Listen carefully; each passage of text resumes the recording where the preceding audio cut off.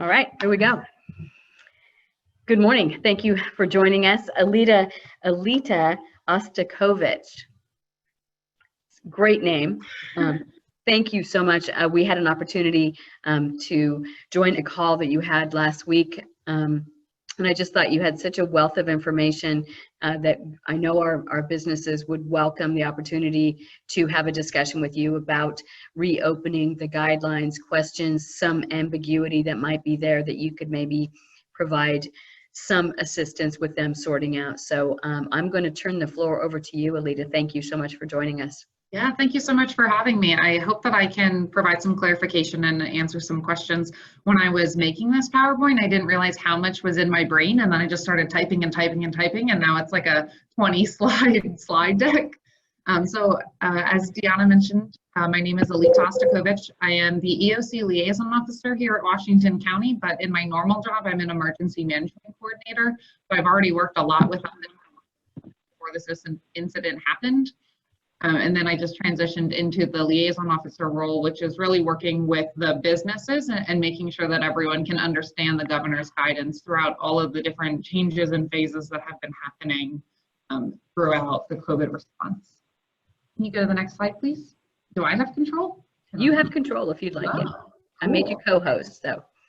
Thank you. Oh, no, it doesn't seem like I can scroll down or anything. It's not letting you do that?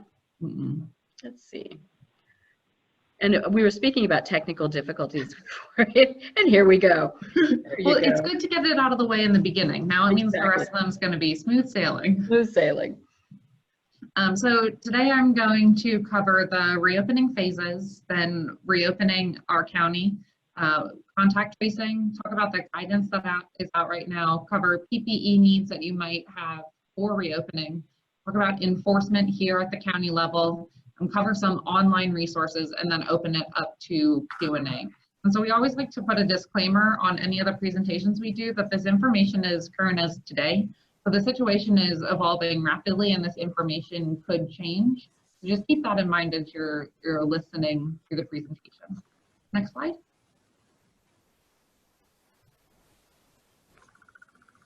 So I thought I would begin with an overview of the reopening phases. So the governor released information on the 3 phases and is calling what we're currently in baseline or phase 1. Is sometimes what people refer to it as well. So baseline started on May 15th and it allowed several types of sectors to open on May 15th statewide. And so what's currently open are the grocery stores, pharmacies, banks and credit unions, and gas stations. Restaurants are open for takeout service only. Standalone retail operations can open provided that they meet safety and physical distancing guidelines. So this means that indoor and outdoor malls are closed. So a standalone retail is defined as a business that can be accessed without entering a communal area through a door that faces a parking lot. So this includes businesses in strip malls. Non-emergency medical care, so dental offices and veterinary care, are open and operating, provided again that they meet the safety guidelines. You can have a local cultural, civic, or faith gathering up to 25 people, provided there's physical distancing. So that's in baseline only, up to 25 people for a local cultural, civic, or faith gathering. For just a general social gathering, you can have up to 10 people with physical distancing. So childcare is also open with certain restrictions, and public transit is open. Day camps are allowed, but overnight camps are not permitted. And then for summer school, limited in-person and small group instructions or summer programming is allowed, and there are of course certain restrictions. So as we get into phase 1, we'll see more things being able to open. So one of which would be our restaurants, bars, breweries, brew pubs, wineries, tasting rooms, distilleries, so that whole list. And then personal services, so those include barbershops, hair salons, esthetician practices, medical spas, facial spas, day salons, non-medical massage therapy services, nail salons, tanning salons, and then tattoo and piercing parlors. In terms of gyms and fitness, you can have a gym, a fitness center, personal training, dance studio, and martial arts center opened in phase 1. We have less information about what's going to occur in phase 2. There's still a lot of time before we get there. So a county has to stay in phase 1 for a minimum of 21 days before it can enter another phase. But throughout those 21 days, we do have to hit a specific criteria, and we will reassess with the state when it comes time. So it's not guaranteed that after 21 days we would move into phase 2. And it could be the case that we slide back into the stay-at-home order partway through phase 1. Of course, that's not our goal, so that's why we're doing these in slow steps and with a lot of guidance, is because we want to just keep reopening and not have a backslide into what we're currently experiencing. In phase 2, we hope to see an increase in gathering sizes and a move towards heading back to the workplace. So of course, telework is going to still be really highly stressed for a long time. So as much as possible, keeping people socially distanced and working at home, especially our vulnerable populations. But in phase 2, we might start seeing some return to the workplace and kind of getting back to that new normal. Now, almost nothing is known about phase 3. So this likely won't occur until we have a treatment or vaccine. And that's because we can't move into our transition back to normal without something that can help us propel into normal. So we're stuck in the social distancing way of life until we get a vaccine or a treatment. Next slide.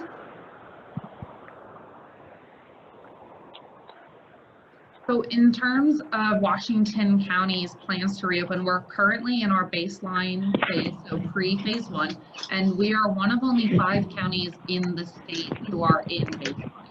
We didn't apply to open on May 15th because we knew we wouldn't succeed. I mean, we saw that with counties like Marion who got turned down. And so to know if we're going to meet the application criteria and to see if our application were passed, we have 7 prerequisite criteria. So that's a declining prevalence of the virus, a minimum testing regimen, contact tracing system, isolation facilities, finalized statewide sector guidelines, sufficient healthcare capacity, and sufficient PPE capacity or supply.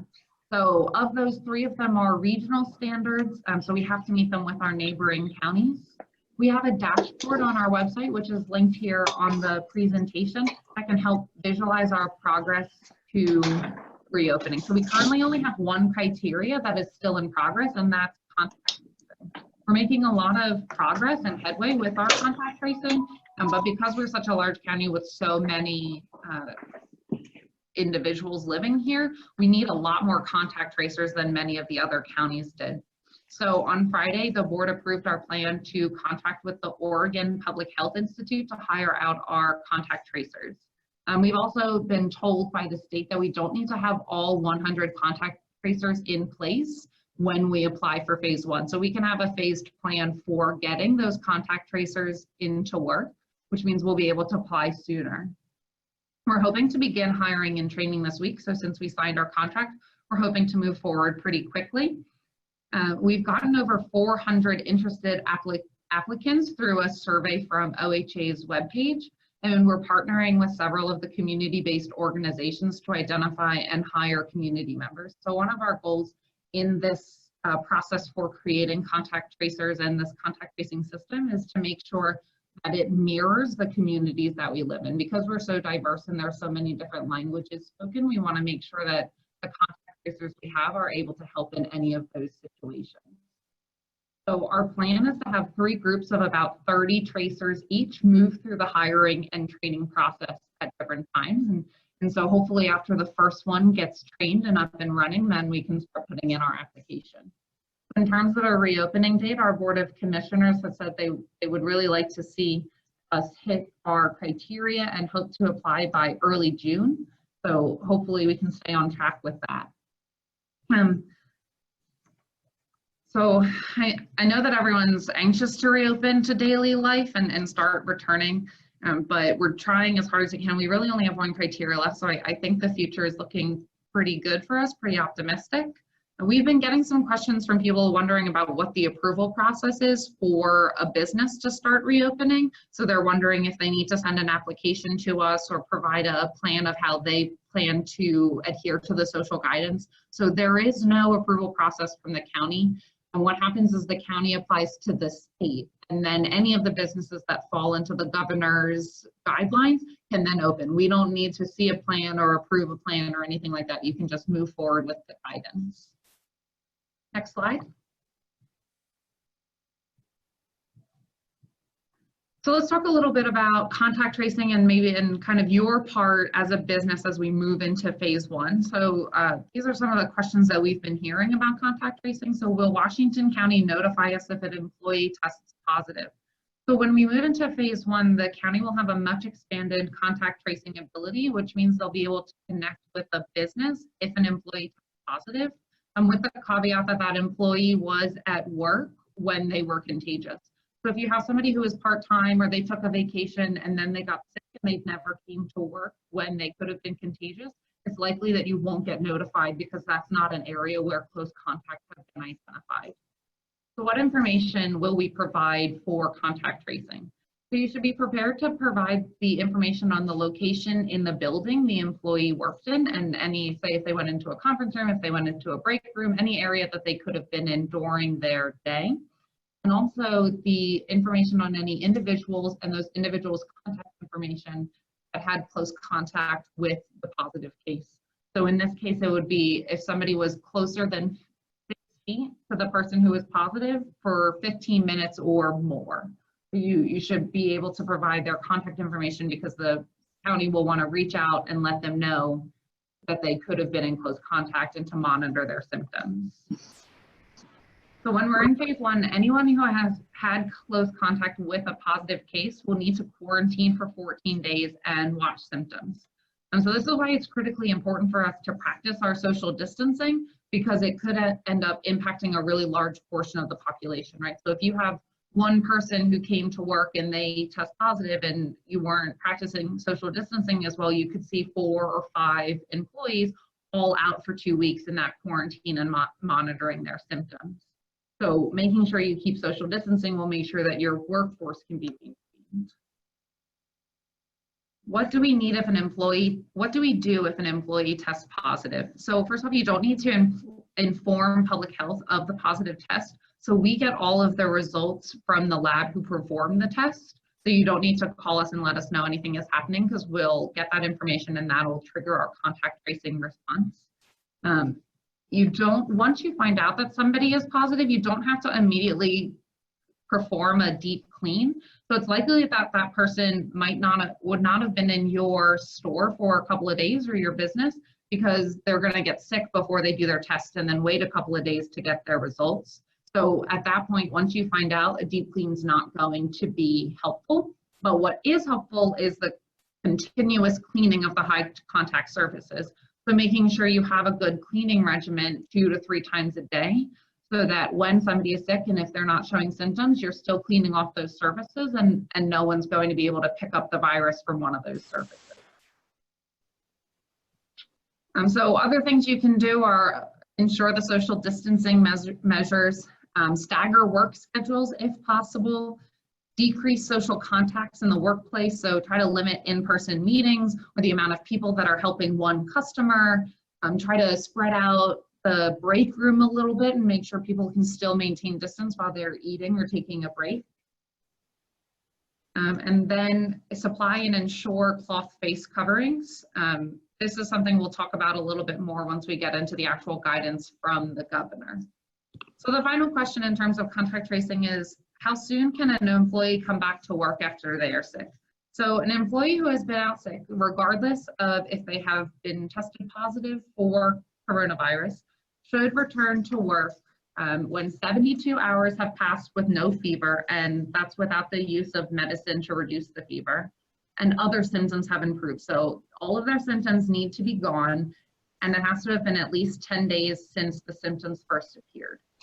So say the symptoms first appeared on a Monday and all the symptoms go away by Thursday. You have to wait those 72 hours. So that would be Friday, Saturday, Sunday, but that still doesn't take you to that 10 days since the symptoms first appeared on Monday, which means they'll have to wait a couple more days before they can come back to One last thing in terms of somebody who gets sick, please don't require your employees to get a note from their healthcare provider to validate a sickness or to allow an employee to return back to work. Right now, it's really important to keep individuals from unnecessarily seeking medical services. So this is for two reasons. One, it's because we don't want to inundate all of our medical offices in case there is a surge. And the other is we're trying to keep people from congregating. And if we know that somebody is sick, we don't want to send them into a medical office where there could be vulnerable people. Next slide.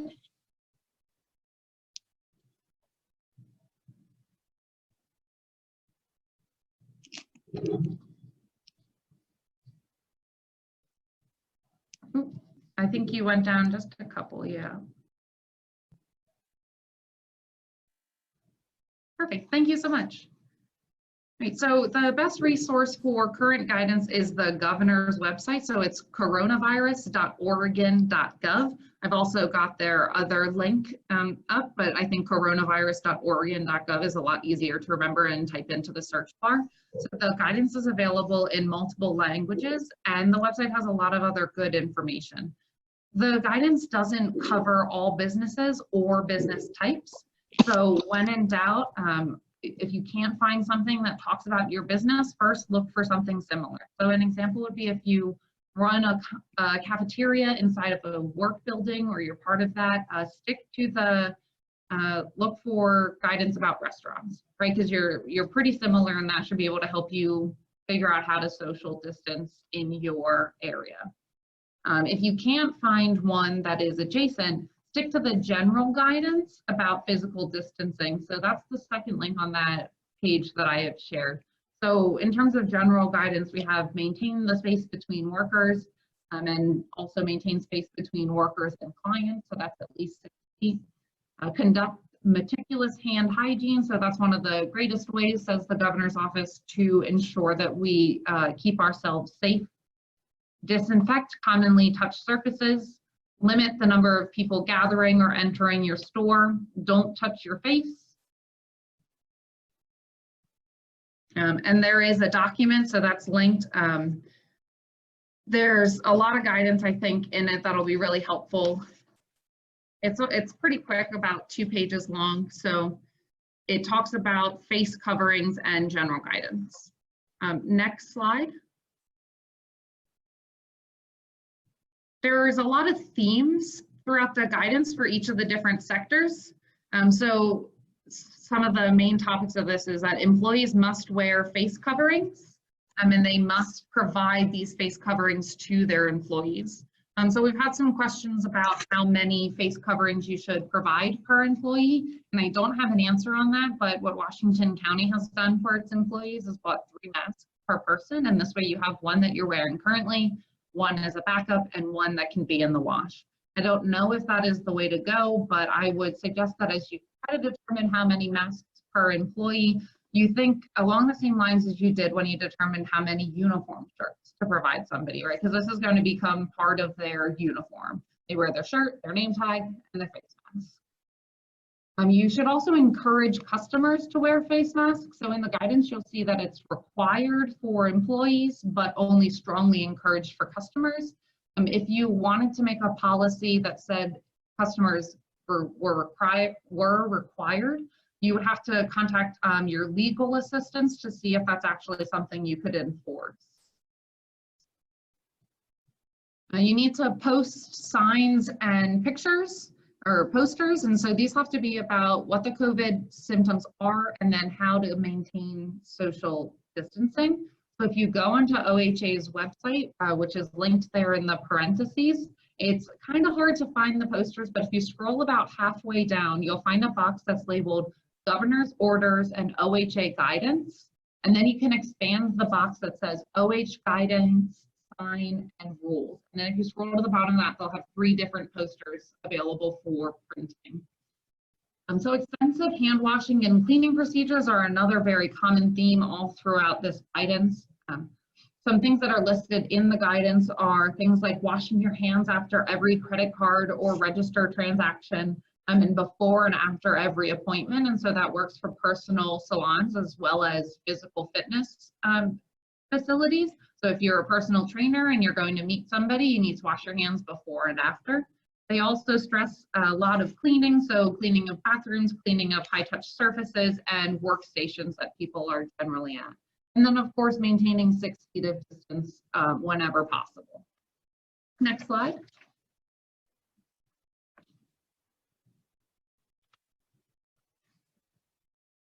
Great, so diving into the guidance that is currently out there right now for personal services, you have to operate by appointment only, and you need to perform a pre-appointment health check.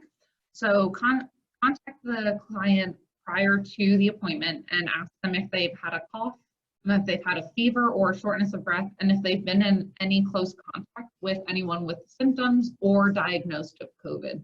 So if they answer yes to any of these, you'll unfortunately need to reschedule that appointment to a time that they feel better, but that'll keep you, your employees, and your other clients safe.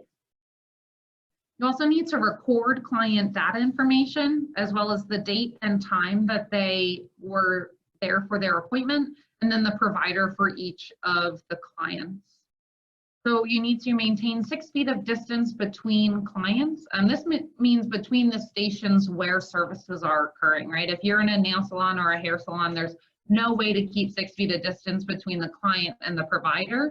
So you can both be in close contact, but the person in the next station needs to be at least 6 feet away from you. Clients and staff must wear face coverings. You need to wash your hands with soapy warm water for a minimum of 20 seconds in between each client service, and also request that clients wash their hands prior to receiving the service. And you need to remove any magazines, newspaper, snacks, and beverages from the waiting area. This will reduce the amount of things that people can commonly touch, which are harder for individuals to disinfect and clean. So there's a lot more guidance on that. I think that's just an overview of the guidance for personal services. The document also goes into details about wearing smocks, waxing, cleaning the shampoo areas. So definitely check it out when you're planning for reopening. Next slide.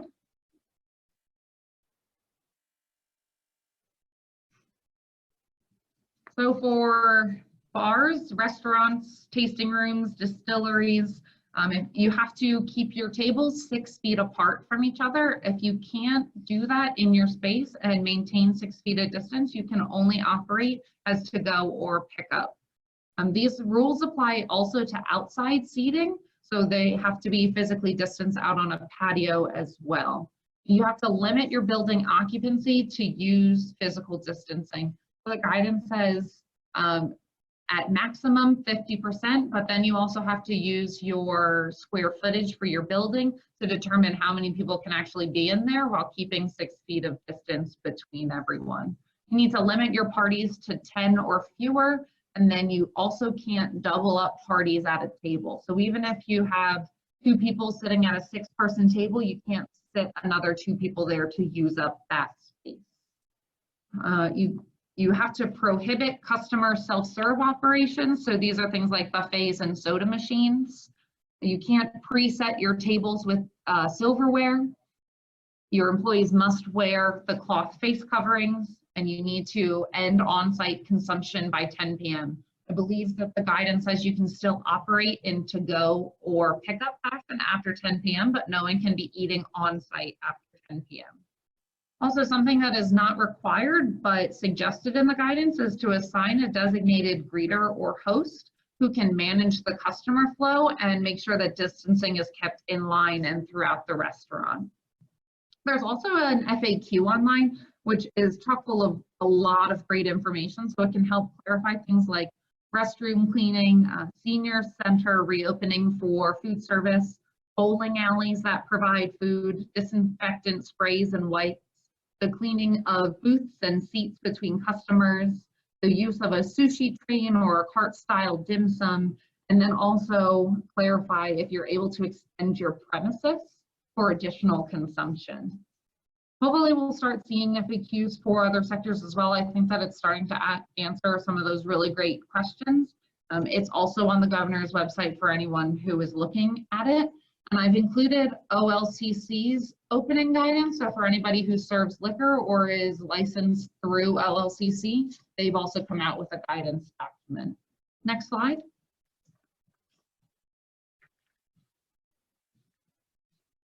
So the final guidance that we've seen come out that I think is important to this group is fitness. So that's the gyms, fitness centers, personal training, dance studios, and martial arts centers.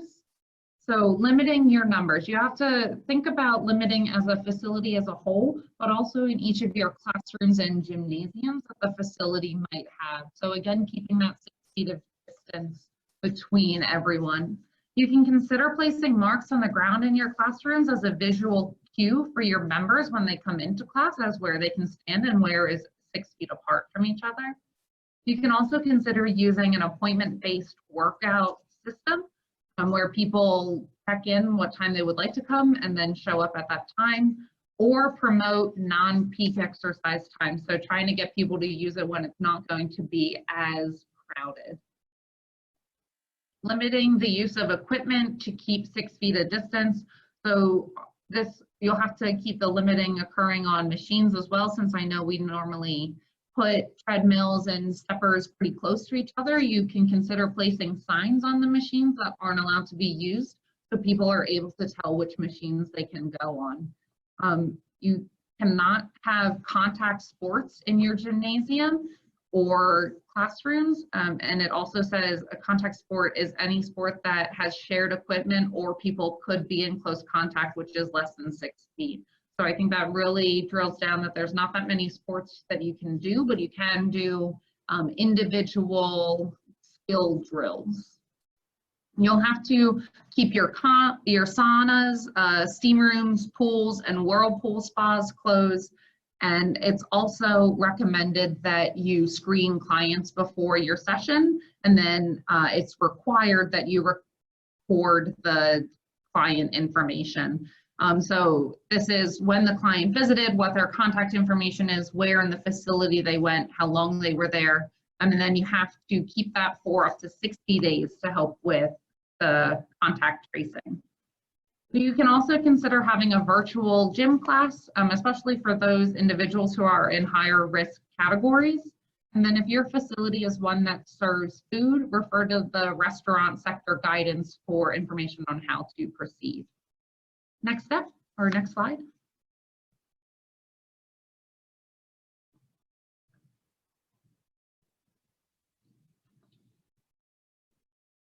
So in terms of returning to the workplace, based on everything that we're seeing, it likely won't start occurring until phase 2. And even then, the state is still pushing the telework whenever possible.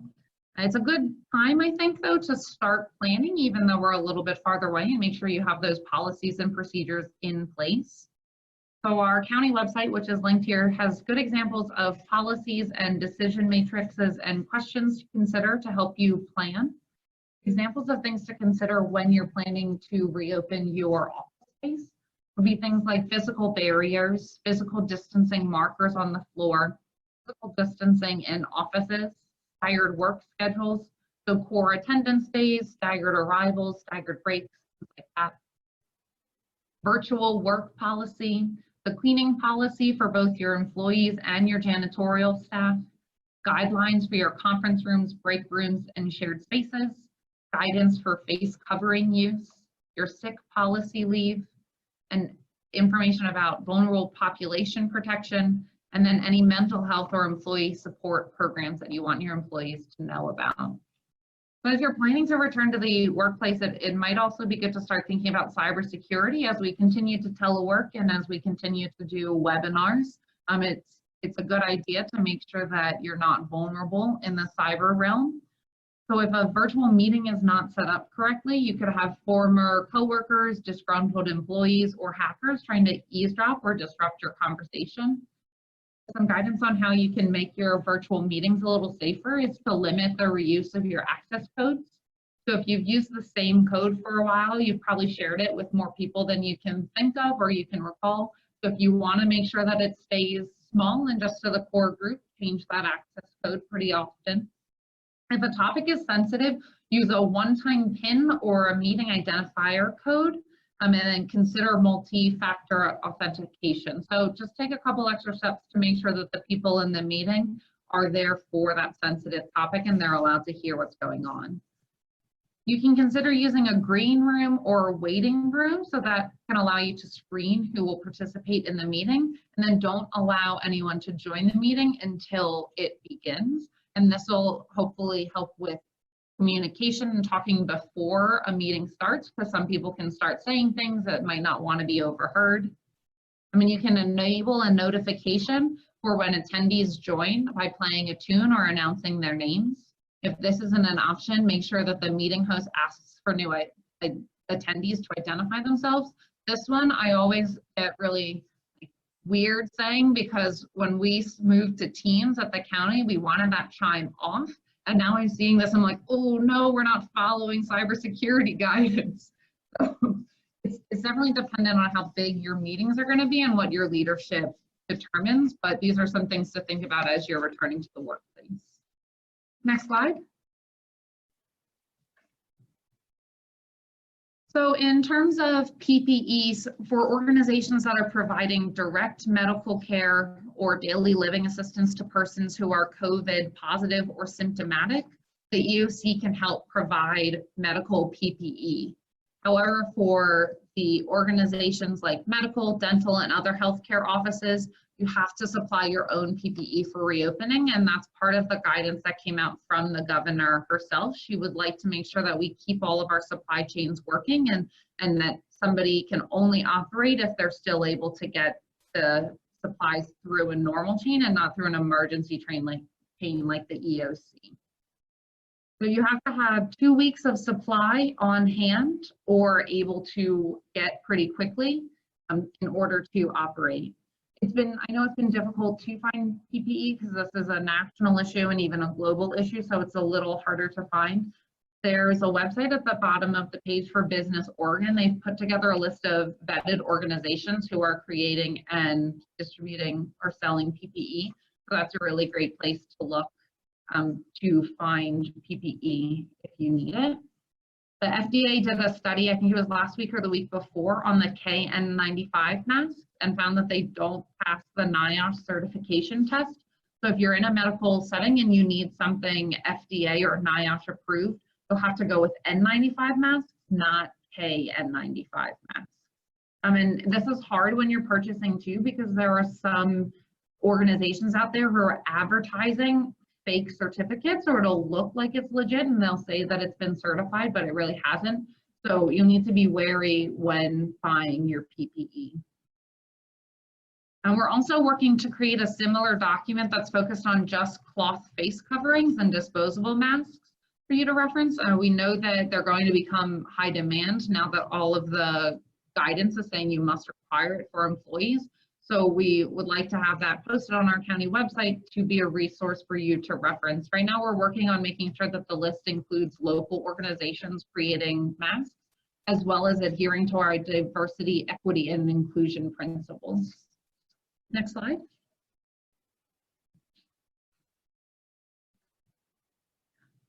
One of the big questions I think on everyone's mind is, will I get in trouble if I do something wrong based on the guidance in the executive order?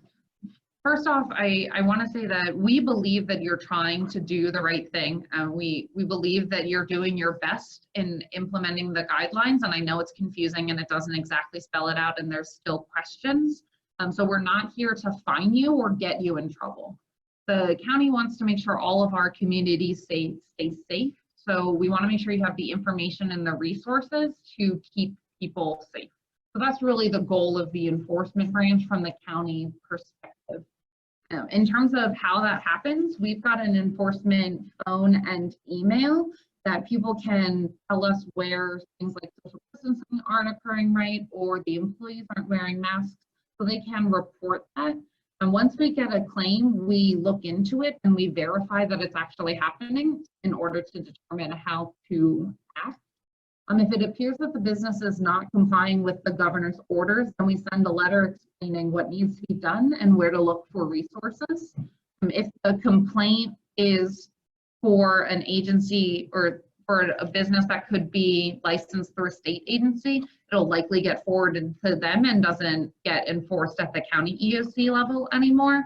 So for example, if the complaint is about a grocery store or a convenience store who is licensed under ODA, then the complaint would get forwarded to them to handle. If you get a second complaint, which is really, really rare, usually the first letter that we send with extra education is what everybody really needs to make sure they're adhering. But if you do get a second complaint, and we'll only follow up on that if the second complaint comes after we've already sent you a letter and you've already had time to input some of the changes. Right? So if somebody calls on Monday with a complaint about your business and somebody calls on Tuesday with a complaint, we're not going to step up right into complaint number 2. You're still in the realm of the first complaint. But if you do get a second complaint, then you'll get a phone call from the enforcement branch who will help you talk through the challenges that you're experiencing in complying and try to tackle how you can fix that. Again, we're coming at this from an education point of view and making sure that people know how to comply, not as a fine. We're not going to close your business with signs and tapes and things like that. Next slide.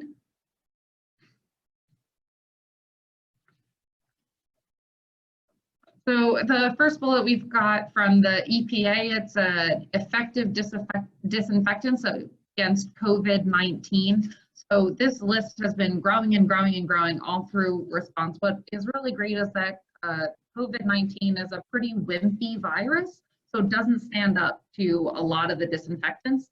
So using that link to make sure that you have a product that will work is a really great idea. It keeps getting added to every day.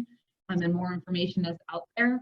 And just a note on when you're buying disinfectants, it's not going to say that it is effective against COVID-19 yet. So some product labeling will tell you what it is effective against.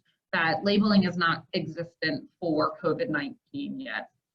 There's also a link to a reopening survey. So this is coming out of the state ECC, so Emergency Coordination Center. And they're putting together a survey where businesses can go self-identify if they're open, what precautions individuals need to take, or if there's any special hours for somebody who is in a vulnerable population. You can tell what type of sector that you're in and where you're located. So the idea is that this survey will then be usable for the public to identify in their county where they can go and shop.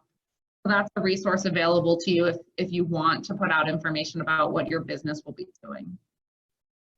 So the next link is the resources for farms, gardens, grocery stores, and food banks.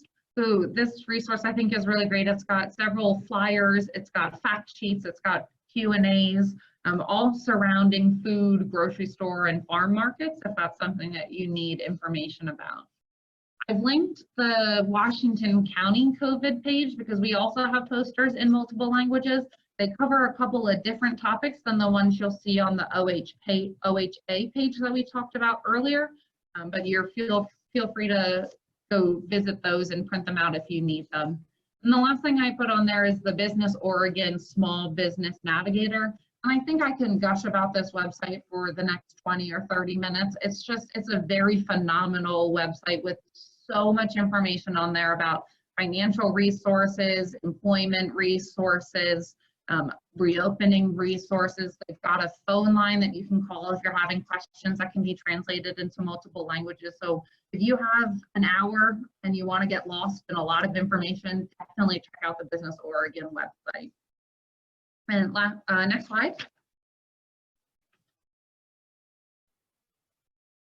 All right, so I'm ready to take some questions, but I do want to preface this that before we get started, I don't have all the answers, and sometimes I won't have an answer that you like, but the guidance comes from the governor, not from me or from the county, so I can't change it even if it's not something that you want to hear.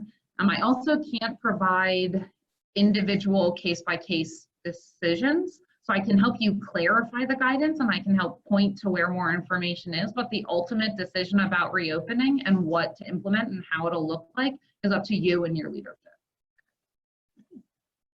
Alita, thank you so much. What a wealth of information. We do have a couple of questions that were posed in the chat, and I'll just start with those. So from Henry, are there guidelines regarding air travel within the US and return? Interesting. I think that I would point to the CDC's website for travel right now. That's really the best place to look. And as we see hotspots occurring, they'll change that information. So at one point, Boston was not an airport you could fly into. So I think that's the best place to stay up to date. Excellent. From David, for phase 2, are we thinking in August for approval? Oh, I don't know if we can think that far. So if we think the first or second week we get into phase 1, it's at least 21 days. So that'll take up all of June. Then we look into July, we'll start reconsidering. It might be a little longer. So yes, no, maybe, shake your magic 8 ball. I'm sorry, I can't give any more clarity on that. Excellent. So from Holly, she's looking for clarification on dance studios, that they do not have to ask the medical questions.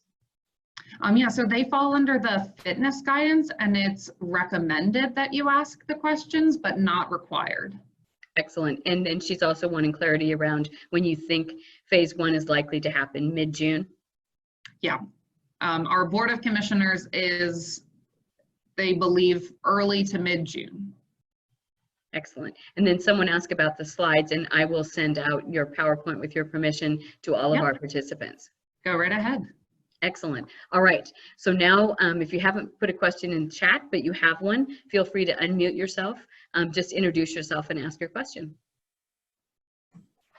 This is Brad Smith. I have a question or clarification. When you were talking about the exposure in the workplace, and you said 15 minutes, is that for even an office situation? Or is that if less than 6 feet exposure for 15 minutes? Right, and so close contact, it'll be in any situation if you're closer than 6 feet for less than 15 minutes. So if you go hand something to somebody at their desk, you're wearing a mask, they're wearing a mask, and you walk away, that's less than 15 minutes, so that's not considered close contact. Other questions? Oh my goodness, you must have overwhelmed them, Alita. So I have another question then. As far as masks are concerned, if you're in a situation where we're property management, we have maintenance guys that might be working in a house completely alone, prepping it, there's no mask needed, I'm assuming, or there's no only masks are needed when you're going to interact with people. Is that? Yeah, so I would say that's a decision on your part and how you can interpret it, right? The guidance says that masks are necessary when you're in close contact with somebody. So I think based on that, you can make your decision on how to proceed. I have a question. This is EJ Payne from the Downtown Partnership. I was wondering about if somebody has, like, they're having a hard time wearing a mask. If you have an employee that's having a hard time wearing a mask, how do you deal with that? What recommendations do you have? Can you make exceptions if there is a disability that limits that? Yes, so you definitely can make exceptions if you need to make accommodations. I haven't driven very deep into the guidance to look on that specific aspect, but I do believe that it is in there a little bit. If I can get your email and follow up with you if you'd like.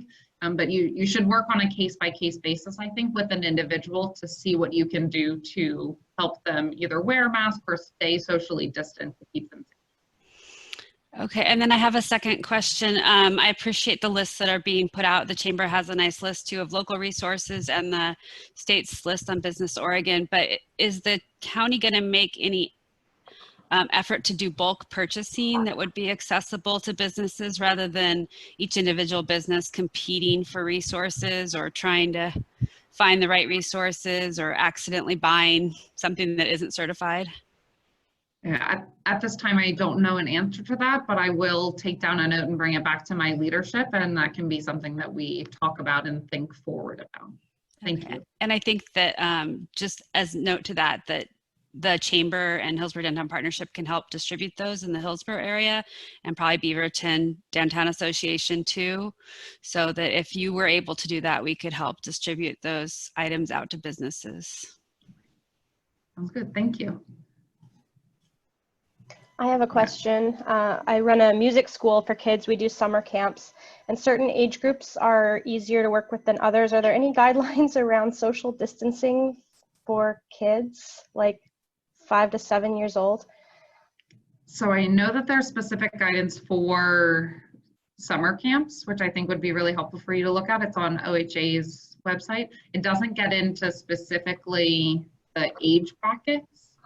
That I think comes down to a partnership with your parents and your family members and your counselors and trying to do your best. You know, we understand, 5 to 7 year olds aren't going to follow it to a T, but as much as you can do is better than nothing. And so then I saw a couple of questions come up in the chat, so I'll read them out and address them. Is the tracing protocol being tested or used with any existing open businesses with close customer contacts, such as chiropractors? So that's from Mark. Could you expand a little bit on that question if you're able to? Sorry. Yeah. Yeah, I know you've got this protocol for tracing that you plan to use, but it seems like there's existing businesses, like chiropractors that have been doing this for a while. Are you testing this procedure on any existing businesses? Is it being implemented now? Seems like that would be a good thing to do. So in terms of what it'll look like in phase 1, I don't think that is being tested and test run, but we have been doing contact tracing from the beginning. And so really all we're doing is amplifying that and changing it up. In terms of kind of the information that, say, a chiropractor would give or a nail salon would give, that's kind of harder to test, I think, because it depends on an individual's willingness to comply and their ability to take notes and then give it to the county. So no testing is being done on how this protocol would work. But of course, we've got measures in place too, as we reopen and as we work on this and identify issues, we'll go back and refine it and rework it to make sure that it works. And maybe a follow up to that, if you've done some testing on some of these existing businesses, what kind of feedback or information are you getting? It seemed like that would be the, canary in the coal mine, so to speak, is how close contact businesses manage and what the data looks like. Yeah, thank you so much for that idea. I'll pass it on. I know we have some people, our epidemiologists and some people in public health who really like data, so I could see them latching on to that idea and running with it. Great, thank you.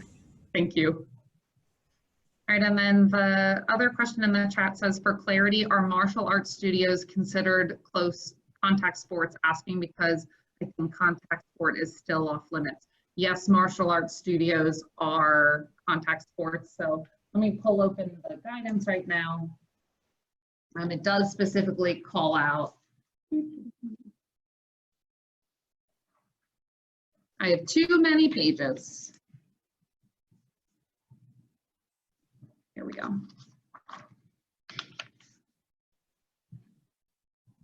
So it says, prohibit contact sports that involve participants coming into bodily contact, close quarters, meaning less than 6 feet apart, or using shared equipment, e.g. basketball, squash, racquetball, taekwondo, karate, wrestling, and mixed martial arts. It does say later about the use of gymnasiums can be used for individual skill development, so that aspect of karate can still be worked on, but I don't think the combat part can be. Alita, I might, we had an example of a business the other day that was requiring face masks for both their employees and their customers, and they had a customer that came in and didn't have a face mask, and they said, you can borrow one. So borrowing's probably not a good idea.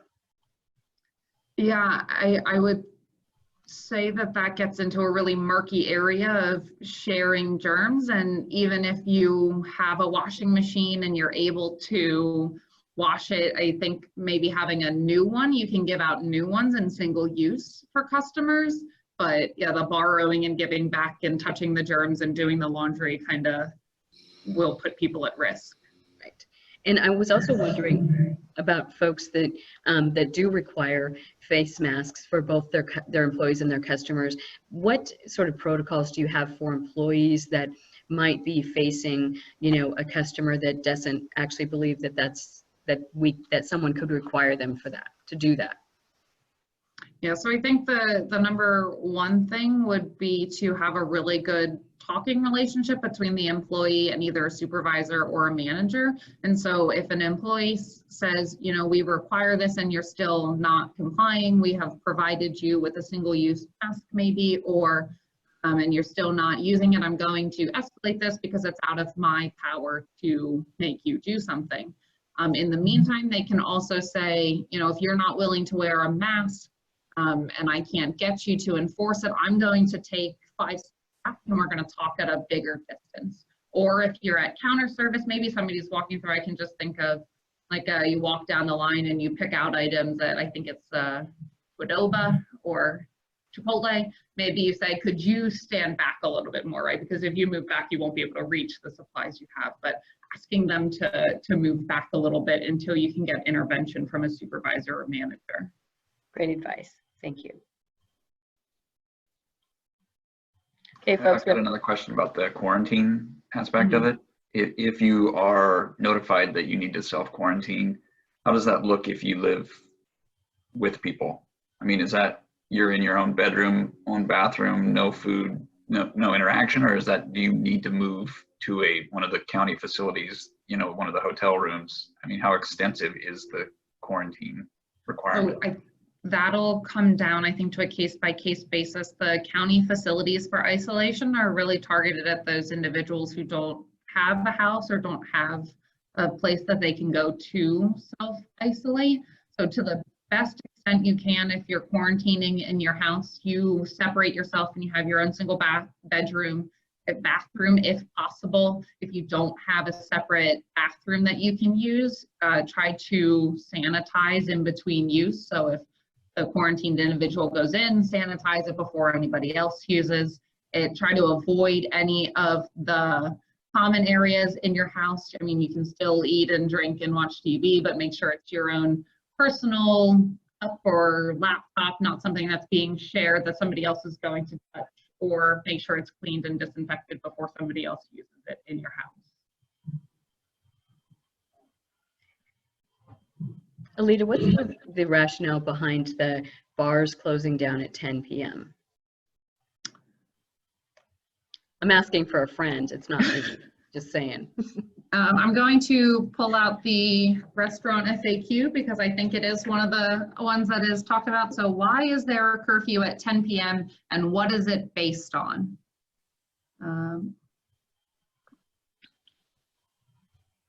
They conveniently don't answer that question. I knew it. Yeah, so I don't know what the rationale is, and I can't speak for the governor's office, but I think that we have to draw a line somewhere. And if you think about it, getting into the later nights at a bar, people will become less inhibited, more likely to have close contact with somebody. So it just seems like a pretty good stop-off point to make sure everybody stays of sound mind and can keep the social distancing. We did have a comment in the chat. Are there PSAs being put together to target the general public to help retail businesses, restaurants, to understand how to be a good customer? We've been open to the public for 2 weeks now and have had numerous occasions that don't follow any of our guidelines, even though we have them posted on signs and on our website. We've also had conspiracy-minded customers yell at staff and customers while trying to shop. As more businesses open, I'm assuming it'll get harder and harder to control people. Yeah, so to tackle the PSAs first, I know Washington County is starting to create those videos. I just had a call yesterday from our public information officer asking if I could recommend any businesses in the area that we can use for filming who are doing a good job. So I think those will be coming out and we'll be pushing them out through our social media page and on our county website. In terms of the conspiracy-minded customers, the individuals who don't really want to follow the rules, I mean, unfortunately, that's the society we live in, and people are going to do that depending on how they view what their rights are. I know that that's not a great answer, and it's hard when you're in a business setting and you want to keep everybody safe when somebody isn't complying with your directions. But I think, again, that's kind of where training and a good communication with your manager and supervisor will likely. About 6 minutes left, folks. So what is the time frame once Washington County applies to when they become approved? Is it a week or less than a week? I would think it is less than a week. So when we had the first round of counties apply, there were 33 of them who applied all at once. And within about 4 or 5 days, they were notified what was going to happen. And so once we apply, it's not going to be in that massive group of 33 applications they have to sift through. So I think that it should be a lot quicker. So this is a really good time for businesses that are located in Washington County that are on the list to go into phase 1, to get those protocols down, to buy, you know, get your PPE supplies, get your signage done, and you know, if you've got like different ingress and egress, that you have those signed out appropriately and all. I mean, this, from looking at from a standpoint of rather than being frustrated we're not open yet, you know, it's like maybe there's an opportunity to get to work and put some of these protocols into place so you're ready the moment that we get approval. Yeah, I think that's a really great mindset and a really great way to move forward. Excellent. Go ahead. Do you mind if I address the last 2 comments? Oh, no, go ahead. Okay. So one says, what is your recommendation for managers of businesses to deal with is it illegal for your business to require a mask challenge? So the only thing I have to say for that, unfortunately, is consult legal advice and find some legal advice surrounding that. I'm not a lawyer and I don't know how to read the legal jargon, and I know sometimes that can be expensive or challenging, but really that's the best route you can go, is that you can then have a defendable answer based on the law because you've had that consultation. And then the second note says audio PSAs on radio stations and streaming services would be good too. Yeah, that actually is a really great idea. So I'll make sure to pass that on to our PIOs.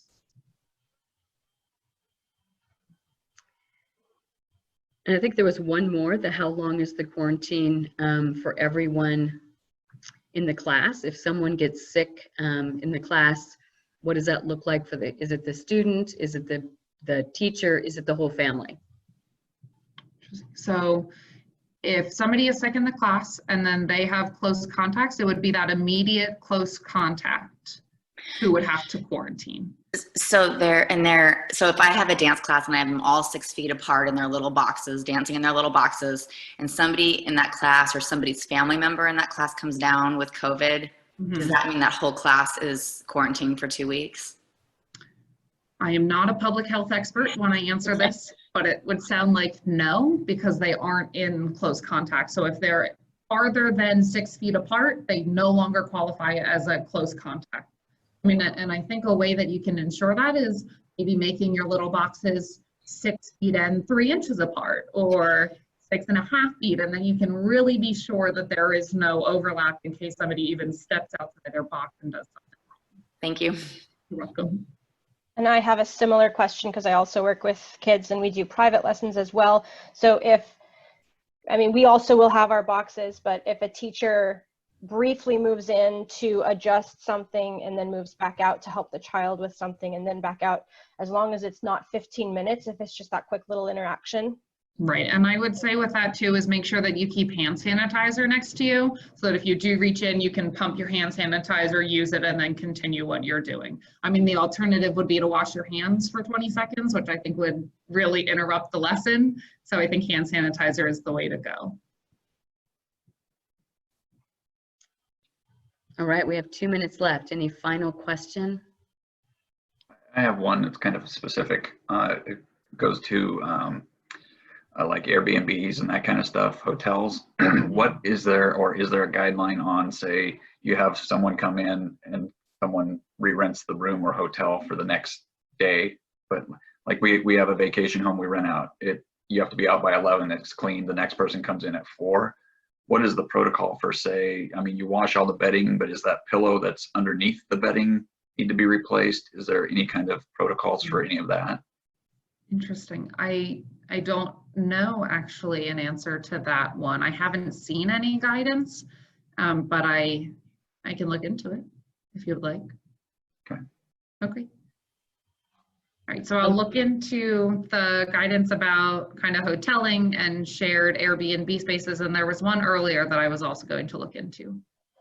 Does anybody remember? I don't remember, I don't recall. Of course, I don't remember what I had for breakfast, so I'm no judge. All right, well, so I'm going to put my email in the chat. If you have any follow-up questions or you need any more help, feel free to email that and I will get back to you. And that way I can still be of assistance after this webinar is done. Alita, thank you so much for taking the time. I know this was very useful, and it's always nice to have the expert tell us, you know, what, how to interpret these guidelines. So truly appreciate it, and look forward to having you back once we go into phase 1, because I think there'll probably be some follow-up questions. Sounds great. Thank you so much for having me. Have a wonderful rest of your day. You too. Thank you so much.